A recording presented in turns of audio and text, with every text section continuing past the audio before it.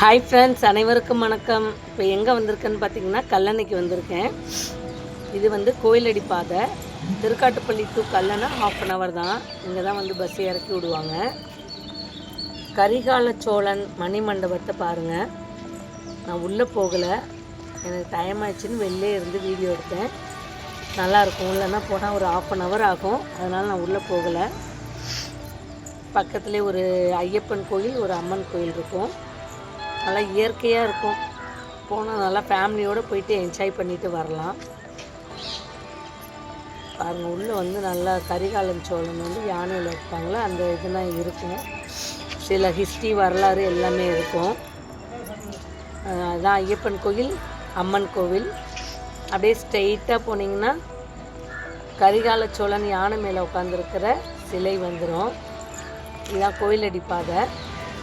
இது பாருங்கள், கரிகால சோழன் யானை மேலே இருக்காங்க. அப்படியே ஆப்போசிட்டில் திரும்பினீங்கன்னா பூங்கா இருக்குது. பூங்காவில் இது ரொம்ப கிராண்டாக இருக்காது, சும்மா வெரி சிம்பிளாக தான் இருக்கும். இப்போ வந்து ரொம்ப சம்மர் டயத்தில் நல்லாயிருக்கும். இப்போ பிள்ளைங்க கூட்டம் யாரும் இல்லாததுனால பார்த்திங்கன்னா வெறிச்சோடி காணப்படுது. கேம்ஸ்னால் இருக்கும், குட்டி குட்டி கேம்ஸாக இருக்கும். எல்லாம் ஒரு 50 ரூபாய் அந்த மாதிரி கேம்ஸ்னால் இருக்கும். ராட்டினம், குட்டீஸுங்களுக்கு போட்டிங் அந்த மாதிரி நிறைய இருக்கும். இப்போ கூட்டம் இல்லாதனால எல்லாம் ஒன்றுமே போடாமல் இருக்காங்க. உள்ள இடத்துலலாம் தண்ணியே இல்லை பாருங்கள். தண்ணி இருக்கும்போது சூப்பராக இருக்கும். பிளேஸ்லாம் பார்க்க அவ்வளோ நல்லா இருக்கும். கூட்டமும் ஹெவியாக இருக்கும். இப்போ ஸ்கூல் டயத்துனால உங்களுக்கு கூட்டம் இல்லை. இதே வந்தீங்கன்னா பார்த்திங்கன்னா இந்த சைடு போனால் தோகூர், இந்த லைன் போயிட்டோம்னா திருவனைக்காவல் வரும்.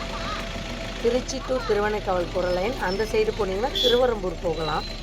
நான் இப்போ திருவனைக்காவல் லைன் தான் போகிறேன். பாருங்கள், இந்த கல்லணையோட கல்வெட்டு மாதிரி அழகாக வச்சுருப்பாங்க. எப்படியே போனீங்கன்னா ஸ்ட்ரைட்டாக போனீங்கன்னா திருவனைக்காவலுக்கு பஸ் ஏறிக்கலாம். சத்திரம் பஸ் வரும். சத்திரத்தில் ஏறி ஸ்ட்ரைட்டாக போய்க்கலாம்.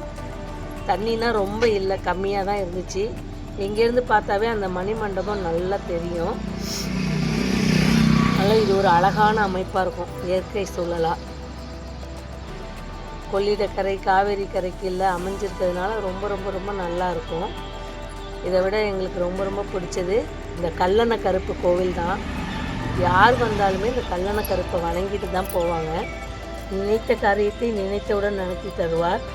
தங்கையின் கோயில் போன பாருங்க, அது மாதிரி இந்த கருப்பர் கோயிலும் எங்கள் ஊர்லேருந்து ஒரு அக்கா வந்து வருடம் இதுக்கு வந்து கெடா வெட்டு நடத்துவாங்க.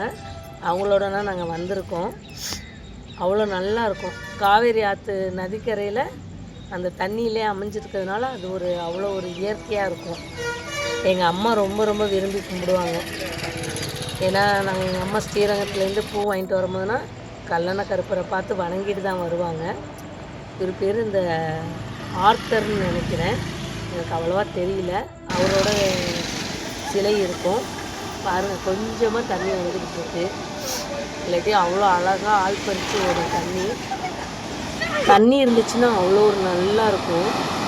பாருங்கள், இப்போ ரொம்ப ரொம்ப ரொம்ப தண்ணி இல்லாதனால சும்மா அப்படியே ப்ளைனாக போயிட்டுருக்கு. நீங்கள் கண்டிப்பாக திருச்சி வந்தீங்கன்னா திருச்சியிலேருந்து ஒரு 1/2 hour தான். கல்லணையை வந்து விசிட்டிங் பண்ணிவிட்டு போங்க. நான்லாம் அப்போலேருந்து வந்துக்கிட்டு இருக்கேன். இப்போ ஒரு 40 வருஷமாக நான் பார்த்துக்கிட்டு தான் இருக்கேன். சின்ன பிள்ளையிலேருந்து வந்துக்கிட்டு இருக்கேன். இது ராமர் கோவில். இந்த கோவிலுக்கு நான் இறங்கி பார்த்ததில்ல.